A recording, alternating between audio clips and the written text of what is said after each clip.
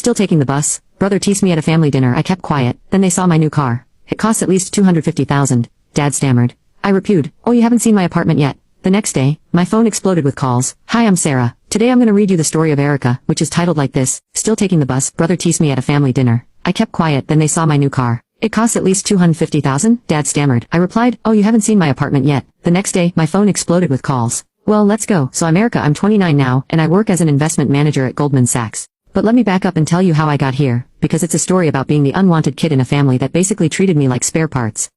I was born the fourth child. My parents already had two sons, Marcus and Jake, and a daughter, Sarah. By the time I came along, they were pretty much done with the whole parenting thing. You know how some families have the baby of the family who gets spoiled? Yeah, that wasn't me. I got the leftovers of everything. When Marcus needed new clothes, he got new clothes. When Jake needed a laptop for school, boom, new laptop. Sarah wanted dance lessons. Sure thing, princess. But when it was my turn, here's Marcus's old jacket. It still fits fine. You can use Sarah's old phone. It works perfectly.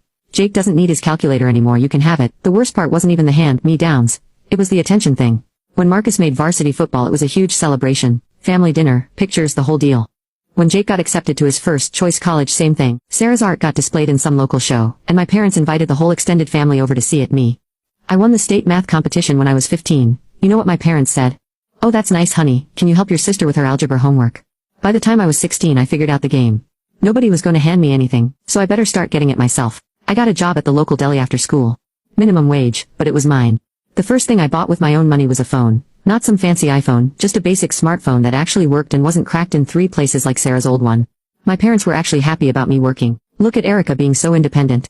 They'd tell people, she's really mature for her age. What they meant was, look, we don't have to worry about her anymore. When I was 18 and getting ready to graduate, I knew what was coming. Marcus had gotten his college paid for. Jake had gotten his college paid for. Sarah was a year older than me, and guess what? Yep, college paid for. But when I sat down with my parents to talk about my plans, they dropped the bomb I was expecting. Erica, honey, we need to be honest with you. My dad said. We've already put 3 kids through college. We just don't have the money to do it again. I wasn't even surprised. I'd been saving every penny from the deli job, because I saw this coming from miles away. But it still stung, you know.